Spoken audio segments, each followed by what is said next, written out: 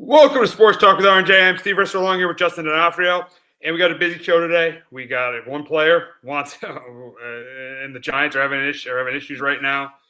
We have a new head coach that was hired at North Carolina, but we got to stay in the college game. Before we stay in the college game, we got to talk about what happened Monday night in Uconn for the first time in school history. Lost the national title game. They lost 69-63. And Justin, you're the big Uconn guy, but you picked Michigan to win it all. You're on this show last week. You said Michigan was going to beat Uconn. So, what were your thoughts on the national title game on Monday night? Yeah, for me, my thoughts. I thought UConn did a good job of trying to get Michigan to go play their game, play a Big East style game, play kind of the muck, and they mucked it up. I thought. I was so impressed with them. They had 22 offensive rebounds on the game. And I don't, that's one of the biggest teams that they put all year. It's one of the biggest teams that in the country. And I love the fight that they showed. They gave it all they had. I think the game plan that they had, it was Mike Nardi who was in charge. I think it proved that this is the best staff in the country because, I've never been a big Tommy Lloyd fan, but you can tell, you know, going from what they did to Arizona on Saturday night to what UConn was kind of able to do and keep it in it. Michigan scored 90 points in all the way up in their 5 tournament games up until last championship game, and UConn holding the 69. So, just impressed. Again, if they just could have hit a couple more threes in the game, they win it. So, for me, it was part of the fight from the guys. They got in a lot of foul trouble, and I know we'll get into it. But yeah, I was just impressed with Michigan too. I told one of my friends in September, I was like, watch out for Michigan. I think that's outside of like UConn, that's the best team in the country. I love their sides. I love their guards. I like their depth. I really like Michigan going in the year. So Dusty May, I think one of the best coaches in the country. I think they got the second best staff in the country. So heck of a job by him, what he's building. And I think he's the next Brad Stevens of this kind of generation. I think, he'll be in the NBA quite soon. Maybe better than Brad Stevens because he already won a championship. But Brad Stevens got the 2 at Butler, and Dusty May got to was that a Power 5 school, but still a phenomenal job. But for me, I mean, I just think they were overmatched. They were not the better team. Cadeau had a big game for Michigan.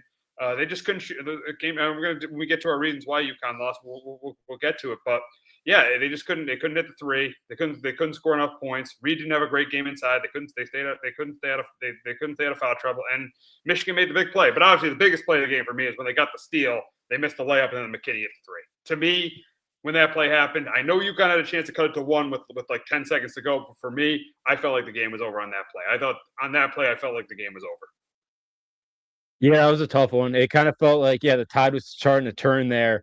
And if they could have finished the layup, you cut the lead even more. Because felt like Michigan maybe a little, because you really could have rattled Michigan there of like, oh boy, like the voodoo magic of UConn could be coming here, and they just couldn't finish it. Because that's still one. That's another, like, I've been kind of saying this for years about the basketball that they use. They use a different basketball than they used all year. They don't use the same one. It's overinflated. So, like, that's why people complain about the shooting numbers. Well, you overinflate the balls, and you're using basketball you haven't used all year. What's going to happen? But yeah, that was a tough one. And then, the big 3 on the other end by McKinney, who had a rough night shooting and hits a big one. So, it was a tough one. And yeah, I'm with you. That was kind of the play. You kind of thought that was a dagger. Yeah, it was. Yeah, I felt like that. I felt like that was. Even though you kind of had a chance, late in the game, I felt like that was the dagger, and I felt like that was a humongous play in the game. But you said it. UConn's got a great coaching staff. To really be the team that gave Michigan the toughest game the entire tournament, it shows you what this coaching staff was. They're obviously going to miss Luke Murray, who's on his way to BC, but it shows you how great this coaching staff was. And you said it about Dusty May. Dusty May did a phenomenal job as well. So Michigan winning it 69-63, but we'll focus on the UConn angle right now and why they lost the game. And I'll go first. And for me, number one was no one really had a great game outside of Alex Caravan. No one had a great game for him. No one had a great game for them. So to me, that's why that was one of the reasons. Number 2, they shot 27% from 3. And you brought up the basketballs, and teams have trouble shooting from 3 in the entire in the Final Four, and it's been an issue for years in the Final Four. But there's really nothing the NCAA can do about it because they're going to keep playing in football stadiums to get the people they get. And They keep them at those games. So they're going to keep doing them at football stadiums. So they shot 27% from three. And then number three, they couldn't stay in foul trouble. Demery fouled out. Ball got into foul trouble. They couldn't stay out of foul trouble. So for me, no one had a great game outside of Caravan. They shot 27% from three, and no one could stay out of foul trouble. Those are my three reasons why UConn lost the national title game. Justin, what are your three reasons why UConn lost the national title game? Yeah, my theory with that, the first one too, is the 3-point shooting. Just 9 for 33. You could hit a couple more, you win that basketball game, but just a tough, and we've been saying this for weeks. Like this team, it's make or break if they can hit enough threes. Monday night they couldn't make enough of them. My second one is, I did mention a few minutes ago, they had 22 offensive rebounds, but they only had 12 second chance points. Like they were awesome in the glass. They just couldn't convert enough second chance points to win the basketball game. And number three for me as well was the foul trouble. Yeah. I know we're going to get to it.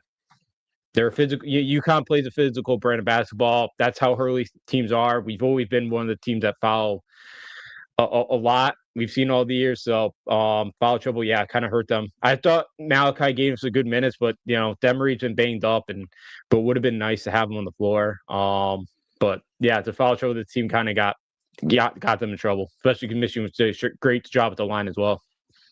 Yeah, you're right about the foul trouble. The foul trouble definitely got UConn in trouble. Now, the big controversy, after the game with not all UConn fans, some UConn fans, is they did complain about the officiating, and there was one official that I'm aware of that was officiating that game that Hurley has had an issue with. But Hurley said afterwards it was an all-star crew. Hurley said afterwards it was an all-star crew. How much did the officiating decide this game? I think anybody who said that, that's just nonsense. That's just excuses. Michigan was just clearly the better team. No one on UConn had as good of a game as Cadeau, and I'll get to that why Michigan won the game. I think that's flat out nonsense to talk about the officiating. I think it's nonsense. I think Michigan was just clearly the better team.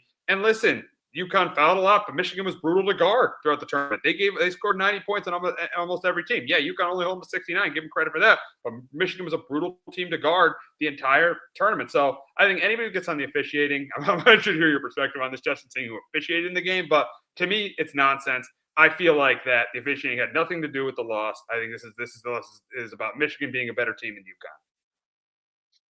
So for me, as I mentioned a minute ago, UConn's a physical brand. They play very physical style basketball.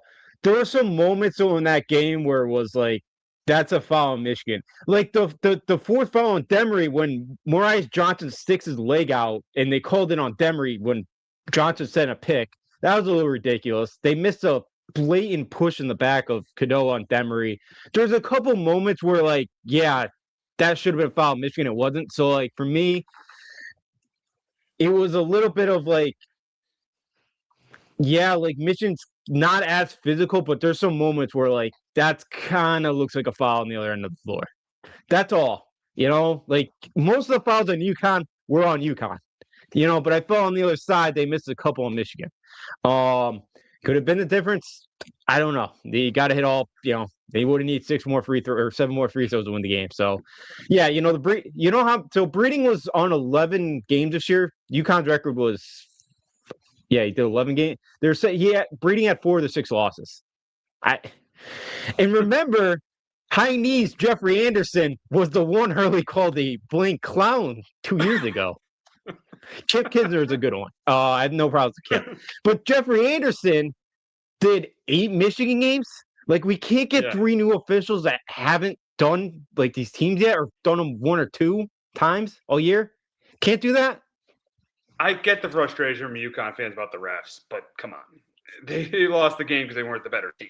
It had nothing to do with the officiating. I'm sorry. Had nothing to do with the refs. There was a couple moments, like as I mentioned, the pick on Johnson that got Demery his fourth because Johnson sticks his leg out on a pick when he's setting one. That should have been on Maurice Johnson because they called 2 earlier on Terrace Reed, not on moving screen. That's all. Like there was a couple, and there was a Cadeau. Remember when they went back to the monitor on a Cadeau push, but they couldn't because they missed it, but they couldn't. It wasn't enough to upgrade it to a flagrant 1. Like there was moments where like they could have called a foul on Michigan, they didn't. The hook and hold there late in the first half against Caravan, I forgot to mention this one. I get it's in the rule, and I get why they called it, but like in a national championship game, we really got to call in that spot because that was a huge kind of swing too in that first half because that was a 5-6 point swing there for Michigan as well. Yeah, well, it was. I'll get it. And then there was the I don't know if you at the end the cylinder call. That was a great dunk, but that could Oh have been yeah, that could have been basket that interference too. yeah, you could have easily called that as well. So yeah, there's a couple moments. I'm not saying that the UConn lost because officials. I'm just saying there's a couple calls where like, yeah, you could have called something there, Michigan. But I get UConn's always be a physical team. As long as Dan Early is our coach, we're going to be one of the more high fouling teams of the country. It is what it is, and we have to get used to it. But I understood some of the UConn frustration because I had a little bit too because I just I didn't have a good feeling either with Breeding being on the Whistle National Championship game. That guy, and how that guy was a head official too, after what he could not do in Providence, not being able to keep that game in check, the lead to Duncan Powell trying to take out Bryce Hopkins' head. Like that guy really is a head official for a national championship game. Come on. Yeah, I get it. But to me, it didn't decide the game. Michigan was the better team, and they are national champs for a reason. And then we'll move on to Michigan now too. And you picked them you even picked them probably during the season they were going to win the national title. But you definitely picked them in your bracket to win it all. You picked them last week on the show to win it all. And we'll ask the question: why did Michigan win this game? Beginning because you picked them up. We'll start with you, Justin. Why did Michigan win their first national title since 1989? For me, it's Mara down low. I thought he should have been Final Four MVP. He protected the paint so well, and as I mentioned, UConn got 22 offensive rebounds, but only 12 second chance points. He was a big part of it. I've compared him in the past to like Klingon, where like if he doesn't block your shot, he just disrupts it and he makes you think about it. He could change your direction. He's just so good down low. He was going to be tough to stop. And, I thought he did a great job defensively being the anchor down there. Number two for me is, I give Michigan was able to kind of, go into the muck and still win this game, the different style of play. We saw, as I mentioned earlier, all 5 of their games prior in the NCAA tournament, they scored at least 90 points. You kind of shut them down to 69. They made them play a Big East style basketball game, and Michigan was still able to play that style. They adapted to it. They still won the basketball game.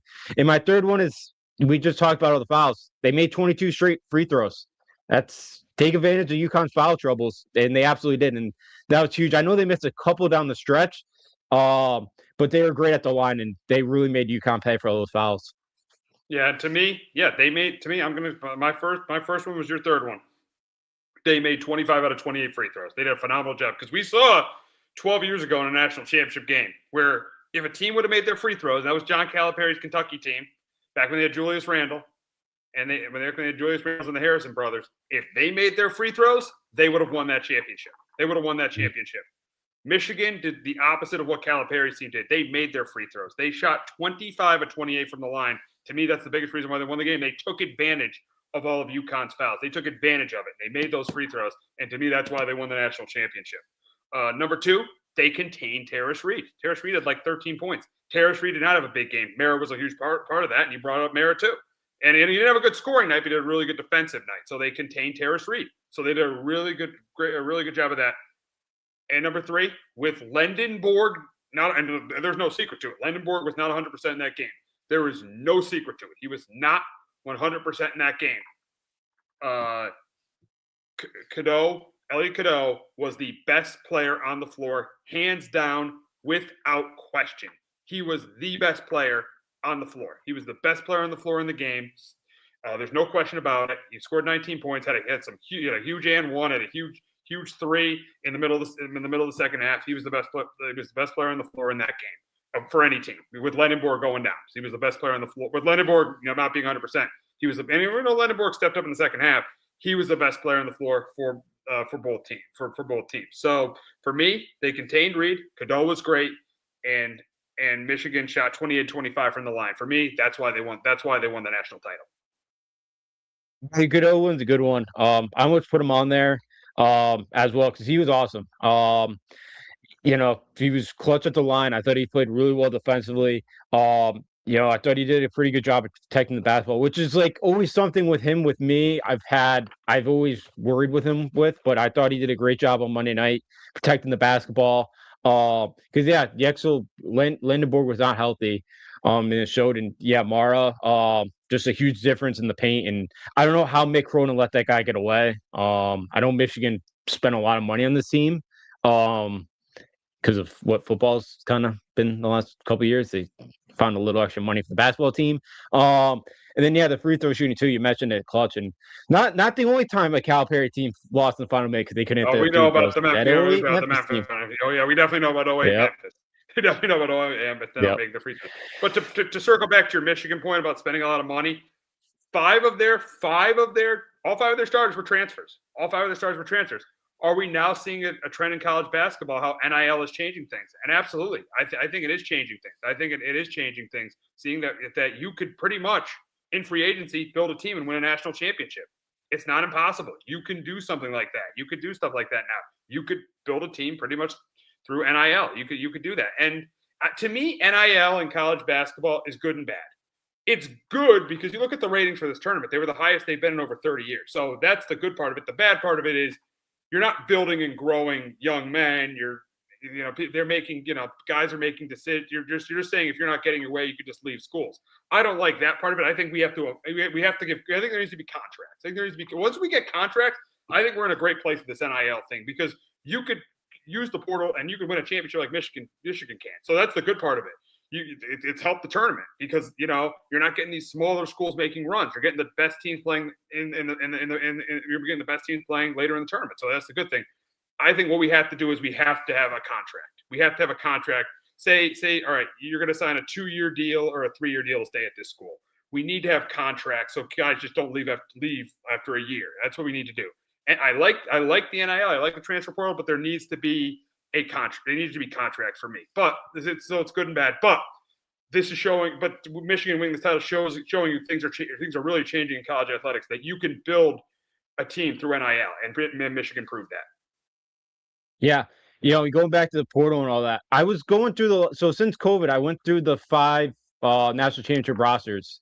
Yes. There's been one freshman that's been a starter on national championship team. That was Stephon Castle.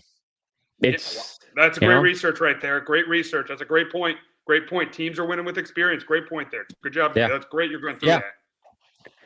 Yeah, I was because it's interesting with the portal now because that's how these guys are building teams nowadays. I've never been a proponent of the one and dones, like just building a whole team around them because it just doesn't work. You need an Alex Caravan, that has won national championships. We saw it the Boozers, freshman panic. You don't have a senior there to calm things down late. I think I'm with you. I think there should be contracts. The only thing is, I don't think the schools want it because then they're technically employees, and I don't think the school wants that. That's the only because I'm with you because this transfer portal stuff is insane because there's only 1,000. I can't keep up. You can't keep up with it. I'm trying, but crazy. It's crazy. They keep switching every year. Yeah, you can't keep up with it, but it is helping for the product. The NIL paying the players. They're not playing the G League or overseas anymore. They're playing college basketball, and it's helping. It helps the product because some of these mid majors that usually stay till their senior year, they're playing until their sophomore year, and then the big schools are picking them up. Yeah, like that Alex Wilkins kid that was at Furman this year that we saw in the first round. He's transferring out. I saw Uconn's having a Zoom with him, but there's 20 other teams, so I'm not saying Uconn's gonna land him or anything. But so it is nuts. That's why the Alex Caravans of the world, they're so rare, and I think that's why we should we might never have another 4-year guy like that. That's a 4-year starter. That's that's why I think too the Uconn last 4-year run is more impressive than what Duke did in the early 90s. Because K had Bobby Hurley, who's arguably the best point guard in college basketball history, and Christian Laettner, one of the best players in college basketball history for 4 years. Could you imagine senior year Donovan Clingan on this team or third year Stephon Castle? Could you imagine? That's why I think what Hurley's done the last 4 years is more remarkable because this portal stuff. I think you should only be allowed to enter once. And if your coaches leaves or if you're having some other kind of family stuff or you just homesick or something, you get a waiver to not sit out again. But I think you should only have one free because it is insane that we have kids going to their 5th different school in 5 years. That's not what this should be about in the portal. But again, there's guys that are just bag hunters and they just want the most money that the school can give them. So That's my one problem here with the portal is it is getting a little ridiculous. That some mid-major teams too literally have to find 12 new guys. Like that should not happen every year. Yeah, I get it. I get it. Yeah, that's where they need to regulate a little bit. But you can't say it's all bad. Look at the ratings for the tournament. You cannot say it's all bad. You just can't. Look at the ratings for the tournament and look at that. So, and look at the way people have watched the tournament the last 2 years. You just can't say it's all bad. But Michigan did prove it, though. We got to say Michigan did prove that you could get 5 transfers and win a national title, and they did that. They did that. So credit to them. Now we'll move on to Dusty May. And what does this title do for Dusty May? And for me, seeing what he did at Florida Atlantic, taking them to a Final Four in 2023, seeing what he's done at Michigan, when he took over, they were a joke. With Juwan Howard left, they were an embarrassment. They were 8-24. Terrace Reed and Juwan Howard were there 2 years ago in 24. They were 8-24. Now they're national champions. So what Dusty May has done in 2 years has been phenomenal. I think he's clearly a top 10 coach in college basketball, maybe arguably top 5. Yeah, I put him top 5. Yeah, because I've been a huge fan. Because I remember that Florida Atlantic team in December of 2022, the year right, a couple months before they go to the Final Four. I remember watching that team, and I was so impressed. I became a huge fan of his, and I loved watching that Florida Atlantic team. And I had him in the Final Four that year. I was that huge of a fan of that team. So I've been a huge fan of Dusty May. And I'm not shocked. Like he's, I think he's definitely in the top 5 now. Maybe I'd even fight for the top 3 because I think he's very good X's and O's wise. I think he gets the most out of his team. I think he's a great talent evaluator. So I think he's an unbelievable head coach. He's an IU guy. He's a Bob Knight. He was on the bench, or he was a GA at Indiana under Bob Knight. So I said it after they made the Final Four. You should cut ties with Woodson and go hire an alumni. But Indiana didn't. And Indiana 5. now is a football school. Yeah, exactly. Yeah, you're right about him being a Bob Knight guy, and I think that helps. I mean, talk about some of the stuff Bob Knight. I'm not condoning all the stuff Bob Knight did, but he was one of the greatest college coaches of all time. And Dusty May was a manager under him, and look at the way it's helped out. Look at the way it turned out for Dusty May. Yeah, turned out great. So you're not saying you're a proponent of coaches throwing chairs on the floor, or grabbing kids' throats. I'm not a proponent of that. That's a mistake. But still, Bob Knight's one of the greatest coaches of all time. I mean, you can't deny that. One of the greatest coaches ever. And I think Dusty May definitely learned stuff from him, and it showed, seeing the success he's had as a head coach. Yeah, absolutely has. He's the best. And I really think, he's going to be in the NBA the next couple of years. I think he's probably waiting for like a job like the Celtics open, something like that. But I do think he'll be the NBA coach at some point in the near future. But yeah, I've been such a huge fan of him. I got to see that Florida Atlantic team play live a couple years ago up in Springfield, and I'm just so impressed. So wow. Yeah, I'm a huge Dusty May fan, and yeah, you can tell that he's got that. He learned a lot under Bob Knight. He sure did. Now, talking about teams in the 90s and in the early 90s, we all know about the Fab Five. That's what Michigan was popular for, was the Fab Five. The debate to me is, and this for the first time, the entire Fab Five, even Juwan Howard, who got fired 2 years ago, they were all together. The Fab Five was all together. Juwan Howard, Chris Webber, Jalen Rose, Jimmy King, and Ray Jackson. They were all together. So the question is this Michigan team better than the Fab Five teams? And I got to say yes, because they got the job done. This Michigan, I know they will not be as popular. I know you probably in 5 years you won't be able to name as many as their starting 5. Like you can't name that. Probably won't be able to name their starting 5 like you named that starting 5. But to me, they're better because they got the job done. As you remember, the Fab Five, yes, they lost to a better Duke team in '92, but in '93 they should have won that game against North Carolina. They were the better team against the UNC, and they gave that game away. And to me, coaching wise, I think Steve Fisher has been a really good college basketball coach for years, but I would take Dusty May over Steve Fisher. So to compare the teams, I'm going with this team over the Michigan over the Fab Five teams. Yeah, I'm with you too. This team got it done. I know, probably this team got it done with that Fab Five team. So I'm with you because they got the national championship done. Yeah, but like maybe I think Mars probably a first round pick. I think Yaxelborg is. I don't see another. Cadeau eventually, I think, will be. But like I don't see any like a Chris Webber. Maybe Yaxelborg could be like an all-star at some point. Mars defensively, I think, could be pretty good. But like, yeah. So I'm with you. I think this team's just a bit better. The Fab Five, because they won a national championship, and Because especially too, because like that '89 team won it. I know poor Seton Hall got their one and only chance. Late call goes against them, and Seton Hall has more of a gripe to with the officials in that game than probably UConn maybe does. Oh, for without Monday night, question, but without question, much more of a gripe yeah, than UConn does. yeah, they do. So, I'm with you. I think this team's better than Fat Five because they won national championship.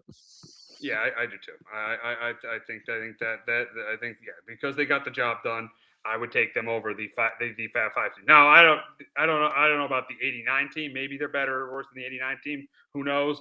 But the Fat Five team, I would take them over the Fat Five team because of the national titles. But we had more news this week in this week in college basketball, and it came from North Carolina, and they have hired Michael Malone as their head coach. And the thing is this going to work? Is this going to work? And I think it will. I think it will. I think Michael Malone was a really good coach of the Nuggets. I think he'll be able to connect to the college players. I think it's going to work. I think this is going to work. It will work. We'll see how he recruits. We'll see what ends up happening here. And here's the interesting thing. North Carolina is going outside the family. This has been years since they've gone outside the family. Now, they've made some big mistakes staying in the family. Brad Daugherty, or Matt Doherty, my bad, Matt Doherty and Hubert Davis. They made some big mistakes staying in the family. But I like the fact they went outside. They made a mistake staying in the family, hiring Hubert Davis, Kevin Ollie 2.0, and now I like the fact that they went outside the family and hired Michael Malone. I like this hire, and I think he's going to do really good things at UNC. Yeah. There's an interesting hire. I didn't see this one coming. I guess his daughter plays volleyball at UNC, so I guess he's been around the program. He's seen some practices. Now, obviously, that whole team's the portal now, anyways. But so he does know the way of the land. I think 5 years ago, before like NIL, we're like, I have no idea if this guy can recruit or not. But now it doesn't matter because he just will walk into his kid's house and say, "Here's $5 million, come play for UNC." That's all he has to do. It's not like he's got to really go sit there and go meet the family and all that. You could just kind of offer the money if he's not a huge recruiter. So I was surprised when I heard this when he got the job done. I think this could either go one of two ways. Like it goes great and Michael Malone does a great job, or like it just turns out to a flat out disaster because maybe he's not a great recruiter. Maybe he's tentative to use a portal. I have no idea, but it's just interesting. North Carolina now, after hiring Bill Belichick last year, now going basketball side of things, hiring two coaches that have no prior college head coaching experience. Obviously, it hasn't worked out on the football side. I think this will go a little bit better than the Bill Belichick experiences has. But yeah, I did like Michael Malone at the NBA in the NBA. So I do think he's a good exit to those guys. It'll just be interesting how he translates to college. Yeah, we'll see what happens. And you said it can go really good or really bad. Yeah, this could. You're right. It could go really bad with this. You might not be able to connect to the younger athletes like he was able to because he's used to coaching adults. Now he's coaching kids. So we'll see what happens there. But as he said yesterday, basketball is basketball. Just the halves are different. So we'll see. We'll see what happens there. But yeah, you're right. It could either go really good or really bad. Yeah, it could, and I do think it'll lean more the side of good. But yeah, this conference isn't great outside of Duke right now. I know Louisville saw. I think Virginia's gonna keep getting better under Ryan Odom, but like second place, first place is right there with Duke. So I know that rivalry hasn't been the same the last couple of years since K and I don't know if that rivalry ever be the same after North Carolina took out K in the Final Four. I just don't know, but it'd be nice to see these two programs like back in the top 5 every year. I think that's where they deserve to be. We'll see if Michael Malone can do that. Yeah, we'll see. We'll see. But yeah, we'll see what ends up happening there with Malone. I mean, he did a great job with the Nuggets. They had to move. He won a championship. Had to move on from him. But so we'll see what happens. We'll see what happens with the rivalry too. We'll see what happens with Shire and Michael Malone. That'll be interesting. Interesting to see them go at it. John Shire and Michael Malone. It would be. Hopefully, Malone outcoaches him and embarrasses Shire a couple times a year. That'd be nice to see. Oh yeah, we know you are not a Shire guy. We know you're not. So we'll see what happens with Malone going to UNC. But before we start talking about college basketball, I know this happened on Friday. But we got to hit on this. The Dawn Staley, Gino Auriemma thing, where Gino and Dawn Staley, two coaching rivals, went at it on Friday night. Gino was not. But listen, I think we all know, even if you're the diehard UConn women's fan, that Gino was 100% in the wrong here. I mean, He says they didn't shake hands before the game. They did shake hands before the game. They said Sarah Strong's jersey got ripped. It didn't get. Yeah. She ripped it herself. So everything that happened here was so on Gino. It was so on Gino Auriemma. Now he did apologize Saturday. Now not mentioning Dawn by name, but yesterday he mentioned that he did mention Dawn by name. So I think this thing is kind of coming to an end. I feel like they're moving on, and I think Gino. I buy that Gino apologized. I buy that Gino apologized. This is not a good Joe moment for Gino at all. He lost himself in the heat of the moment there. But I am happy that Gino has apologized, and it looks like the two are moving on. Because I'm with you. Like the handshake was there, the Sarah Strong jersey ripped. Yeah, it was her. I really think he did this to just get his attention. And I'm not trying to make an excuse for him because it was not right. I think he was making the excuse so like his players don't get thrown on the bus like Fudd or like Sarah Strong in the post game. I think that's all he was doing. It's just deflecting reflecting kind of everything onto him and not on his players. That's all I think he was kind of trying to do there. Because like because everything else that happened, as you mentioned, like the Strong got her, she ripped it herself. That they did shake hands. So like that's why I just think you're just trying to deflect everything to him instead of his players because Fudd and Strong had horrible games. They're gonna get killed in the press conference. So that took the attention off them and it put it all on him. And I think that's all he was trying to do. So I'm not making an excuse for him. Probably not the right thing to do. But like I think he was just doing it to help his players out and just so that they don't get killed. But but yeah, so like I think it's gonna blow over. I know they talked on the phone yesterday. I wonder, I don't think Gino probably said that, but like he's like, I think he apologized. I didn't like the statement Saturday. Like I think it should have came out probably Friday night or Saturday morning, not Saturday evening. But yeah, I think this will blow over. I just think he was just trying to, make sure his players don't get killed. Yeah, because you're right. Strong and Fudd had terrible games. You were right. You were absolutely right about that. Strong and Fudd had terrible games, and yeah, and you saw him. Instead of holding them accountable during that press conference with, he was never going to throw him under the bus, but he was blaming the refs for the game going the way it was in the third quarter with Holly Rowe.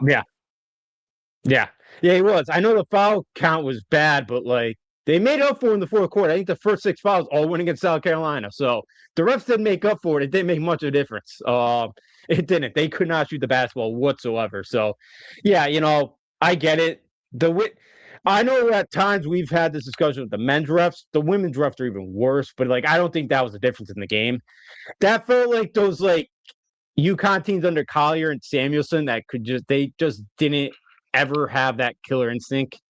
That you're kind right. of felt like one of those teams. That is a great comparison because remember the 2017 team, 38-0, lost to the buzzer to Mississippi State. The 2018 team, 38-0, lost to Notre Dame in the semifinals. Now in 2019, in their last year, in Collier and Samuel's last year, they lost to Notre Dame in the semifinals. Yeah, very very good comparison. Played in a weak. UConn played in a weak conference the entire season. Now this maybe. The Big East this year was a little bit tougher than those AACs were, but they played in a weak conference. And then once a team really challenged them, they didn't get the job done. Yeah, it was a physical team in South Carolina that just kind of opposed their will, and UConn didn't really know how to respond. So, yeah, I think South Carolina took 6 threes. They just went to pound it inside on them, and it worked. And that's another thing. Like South Carolina's going to the basket. Like they got fouls called. When you go to the basket, you're usually going to get that, and UConn barely didn't do that. They took more threes than South Carolina did part of it. So, yeah, it's unfortunate. But yeah, I'm with you. Like some of those, Samuelson, Collier team. It's unfortunate. The Big East Conference a little bit better than the American, but like I think Villanova is like Creighton was good the last couple of years. I think they're down this year. Villanova, I think, is the only other program in that conference that cares about women's basketball, and the rest of them play in like volleyball gyms. Like it is disappointing, and they should put more into it, their women's programs, but like they just, for whatever reason, they just don't. It's the reality of the Big East. As we talked about NIL earlier, it's just the reality of the Big East. Those teams just don't have the money to pay big-time players anymore. You saw it on the men's side this year. You saw it on the men's side in the Big East. That's why there were only 3 teams in the tournament. The Big East schools don't have most Big East schools outside of the Uconn women, St. John's men, and Uconn men don't have the money. And Villanova men, I'll give them that. I'll say them too. Maybe the Villanova women. Though a lot of these schools just don't have the money to build really competitive teams that can make the tournament. And that's a real issue in the Big East. And it's going to continue. That's going to continue to be an issue, I feel like, because those schools just don't have football money. So they don't. But the thing is, though, all that generated revenue sharing that they get, they don't have to put in the football. So I'm hoping they start to spend more because they each get about 20 mil a year, something like that. They should all start putting that into the basketball program. So Creighton's top 15 in the country using NIL. They just missed on a couple kids this year. Marquette's usually up there. You're already kind of seeing some interest in them in the portal. So like they're gonna get back up there. Providence spent over 10 million. I don't know what next year's roster is gonna be. So there are some teams up there. I don't know what the Paul's NIL is. Butler stinks. Butler stinks. Seton Hall was better this year, but like I don't think it was over 3 mil. So there are some teams at the bottom of the barrel here that need to start spending more. We're going to see Marquette get up there again because they're going to start using the portal this year. I'm hoping Creighton just got that kid from Oswin, the Providence big. He's going to Creighton. He just committed today. I don't love that move. But so there are some teams in the Big East that spend, but they do need to get better at it. They really do because it is. I think Nova last year spent about 6 million. I expect that to get closer to 10 this year. Now that Willard's going to have a full offseason here, so I expect some of these Big East teams to be better, and they need to because this conference should be a lot better in basketball. But again, Butler, I don't know. The Pole's finally starting to build a basketball facility. This was something that should have been built 20 years ago. So at least DePaul, I guess, is trying to change, but it's DePaul. They're better. This was probably one of the best years they've had in the last 20 years. Yeah. It was. Yeah. I know Big East schools are trying, but with this new thing, it should help. But they really haven't. It really hasn't so far. So we'll see what ends up happening in the Big East on the men's and the women's side. But to go back to Dawn and Gino, we all know that Gino was wrong, but with the apologies, the couple of apologies that have been sent the last couple of days, I feel like everything is gonna blow over with this situation. The saddest part too was to wrap on this. The saddest part is there wasn't a lot of talk about UCLA winning the national title, and they had a phenomenal year. I think they went 39, 37, 38 and 1.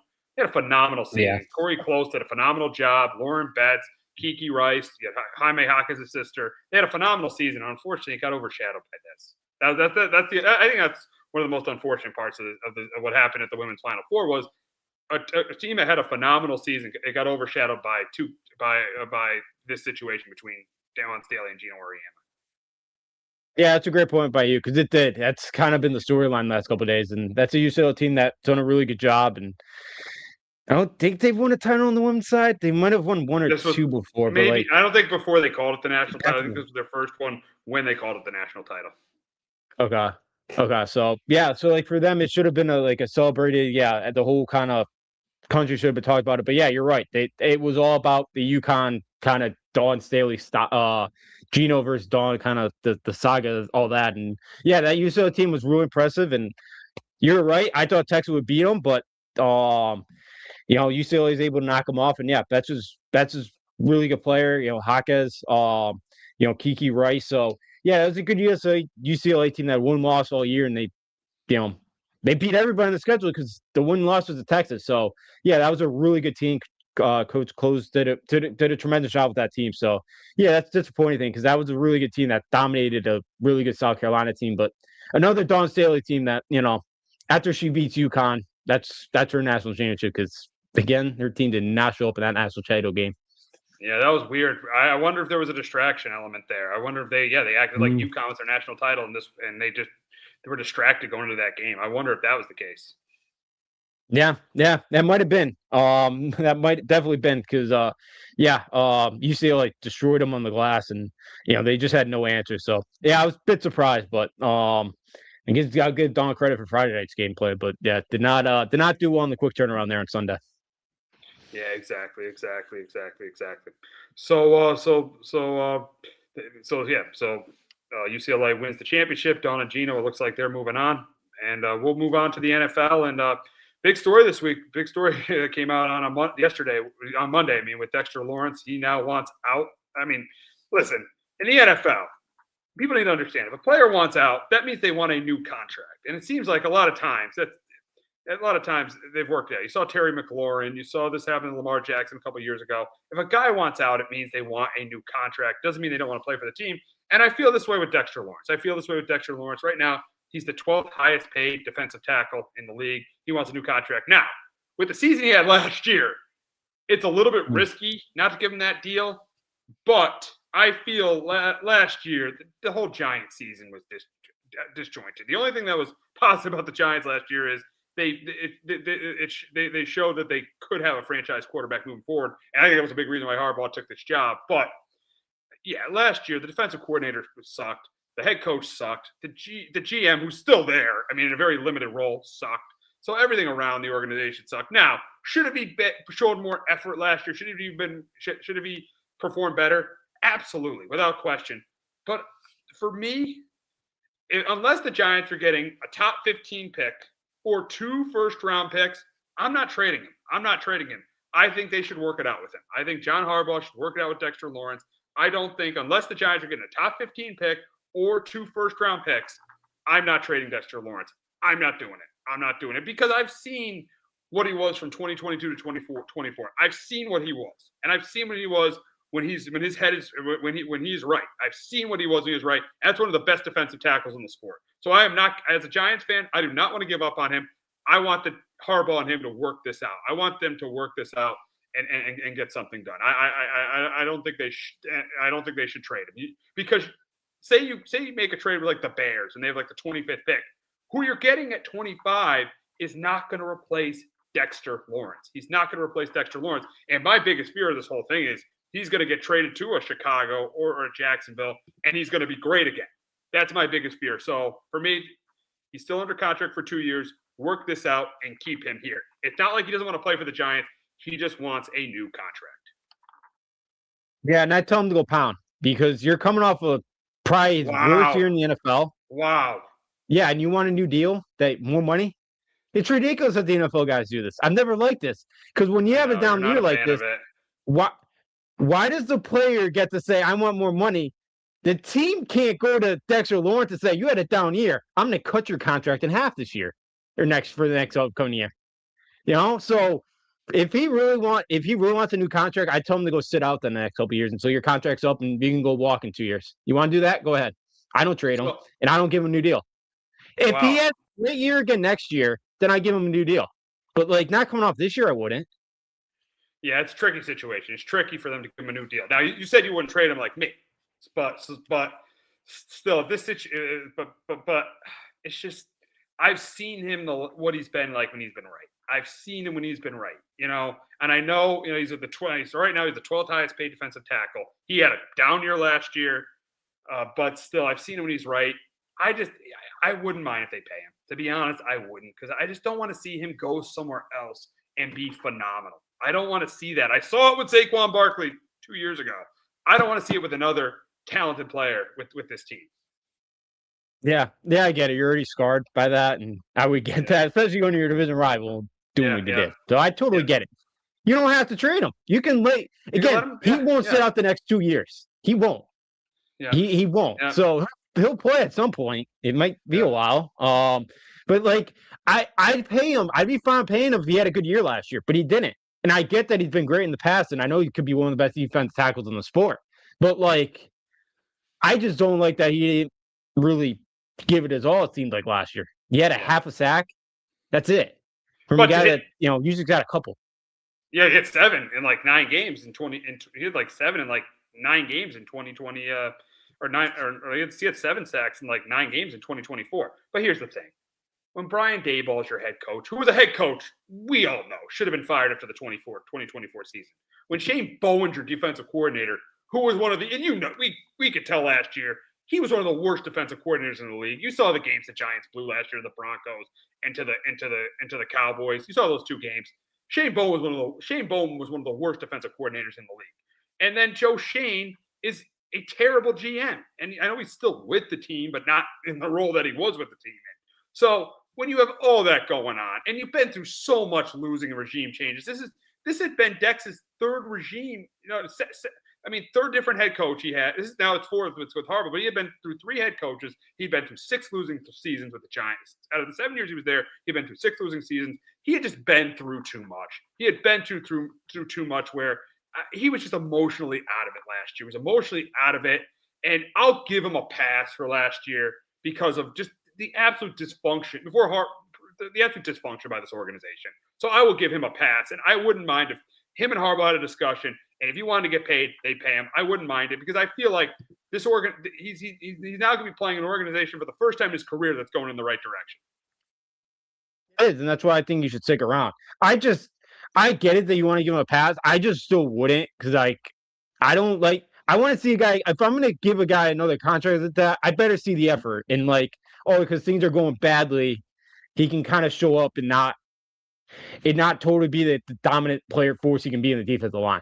So that's why I just don't like it either. I just don't like the idea of him wanting a new deal coming off the season he did. I just think it looks selfish on his part. I think it's a bad look on him. So I just tell him to just sit there and pound.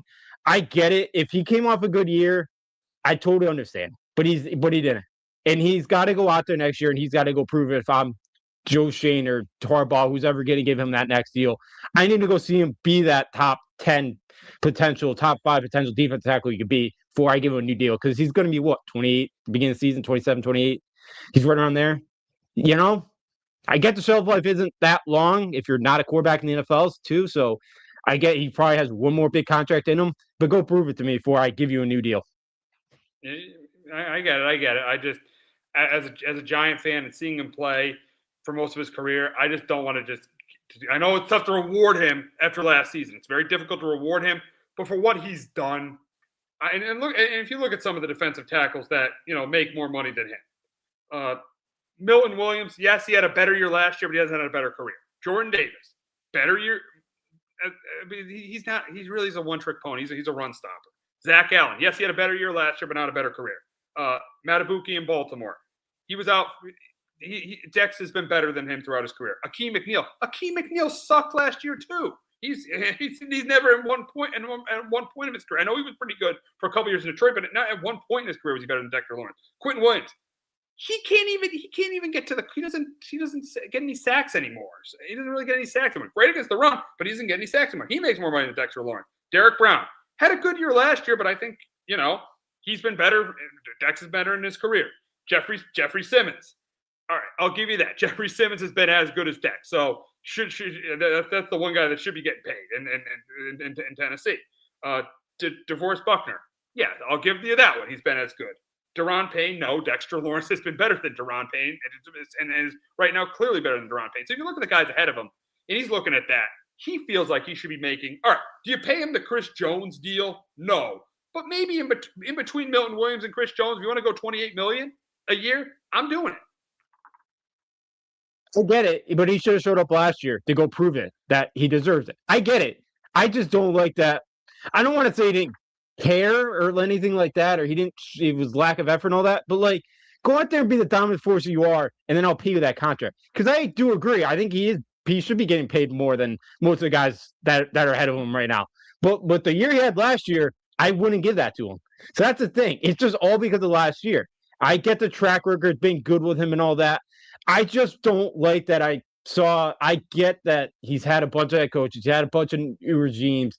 I get it's probably, I hate losing too. I get it. But I wouldn't sit there when we get paid millions of dollars and not, show an effort or, I'm going to show and give it 100% my all every week. And that's just why I just wouldn't give it to him. Just come off a good year and I'll give him what he wants.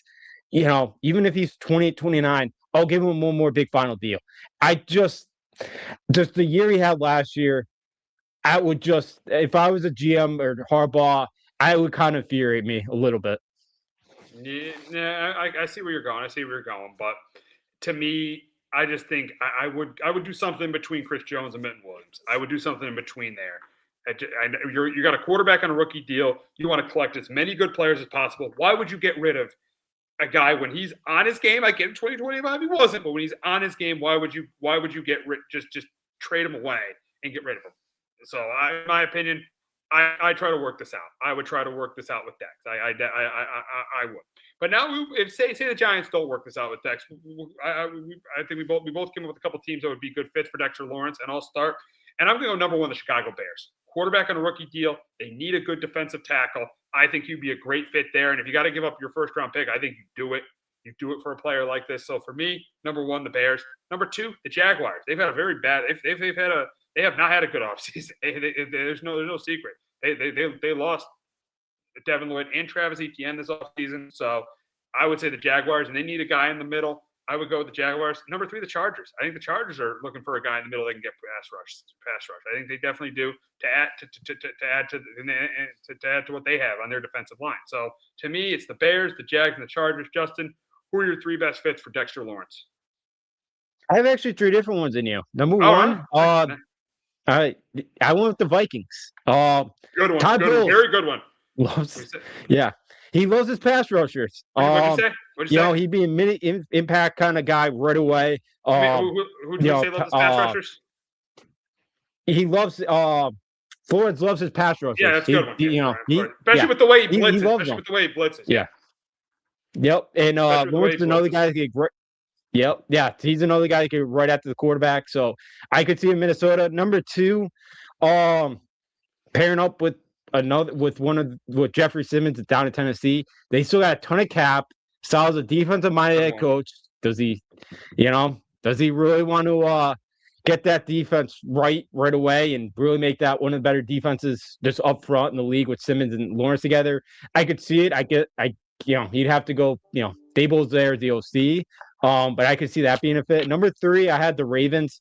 I know they got Trey Henderson on the edge here, but they could use another guy on the inside, and I think he would provide kind of a strong interior presence, which they could use. If they can get a second guy with Hendricks on there, on the outside, I think that would really help the Ravens defensively as well. So those are my three: Ravens, Titans, and the Vikings.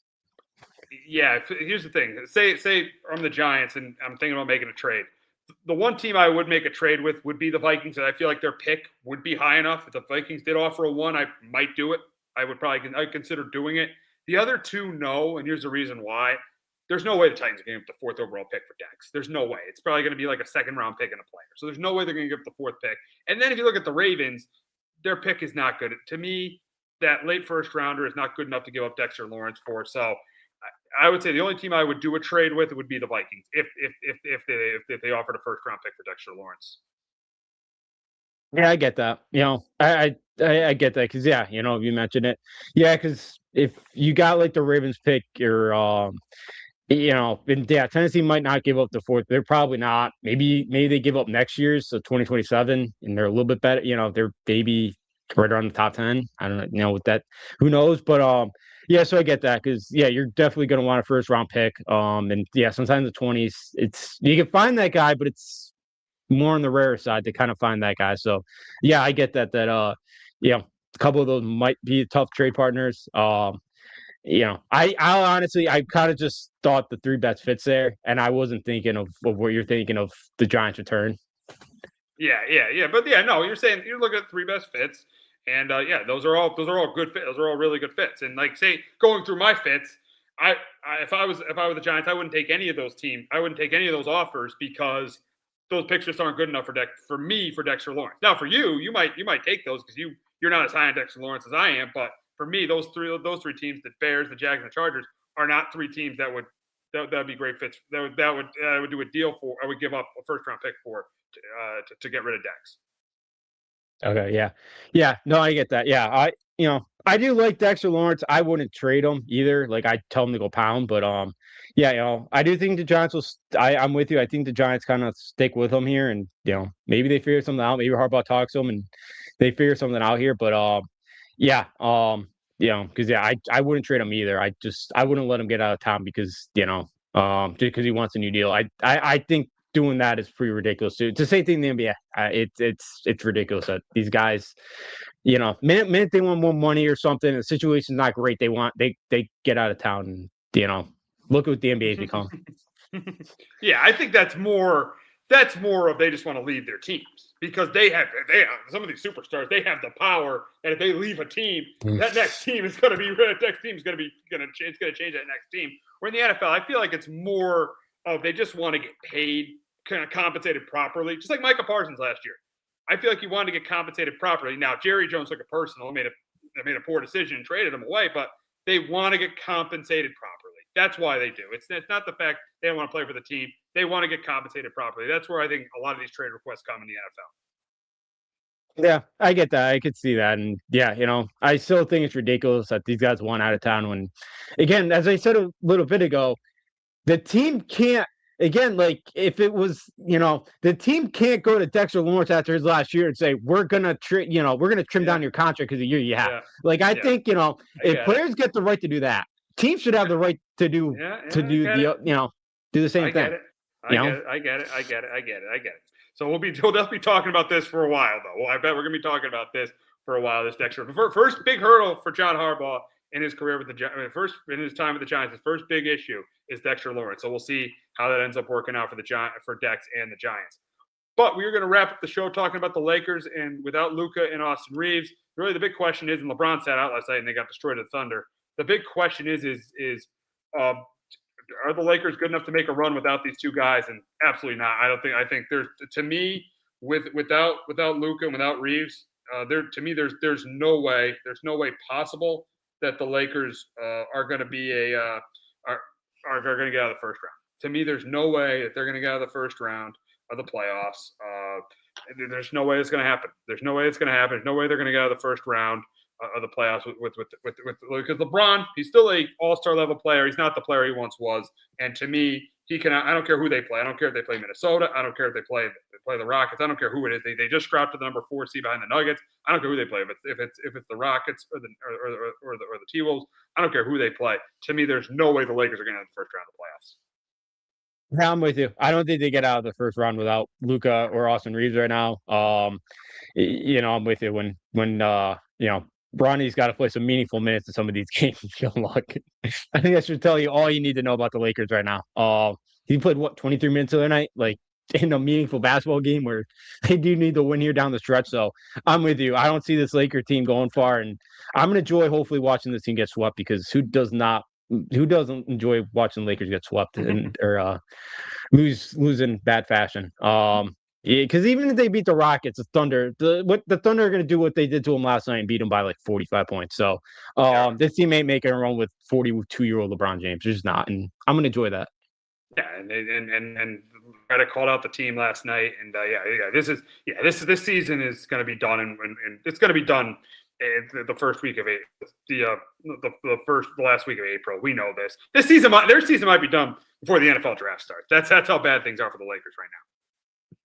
Yeah, which I'll never not mind that that fan base and that with that franchise. So I won't mind it. And yeah, hopefully it is. Hopefully they lose in 4 games and the Rockets, or if Minnesota can make a run here in the next couple of days, hopefully it's one of those 2 teams and Timberwolves knock them off again. So yeah, I'm with you. Hopefully, and the poor Duke fans that thought maybe they could move over, watch the Lakers now, but that won't last either. I guess all the Duke fans that are Yankee fans too here. The Yankees are off to a good start for them. I don't know what they got to look forward to with Dallas. Not Cowboys. much. No, yeah, those Duke, Cowboy, Laker, and Yankee fans. I'm telling you one thing: all they have to look forward to is the Yankees. But unfortunately, the way things are going in for the Yankees in October, they probably will be disappointed come October as well. All right, that's gonna wrap up this edition of Sports Talk with RJ. For Justin D'Onofrio, I'm Steve Risser. We will be back next week talking about the play-in tournament, the play-in tournament in the NBA, and previewing the first round of the NBA playoffs. We'll be talking Yankees and Red Sox and any NFL news that comes our way. Have a great weekend, everyone.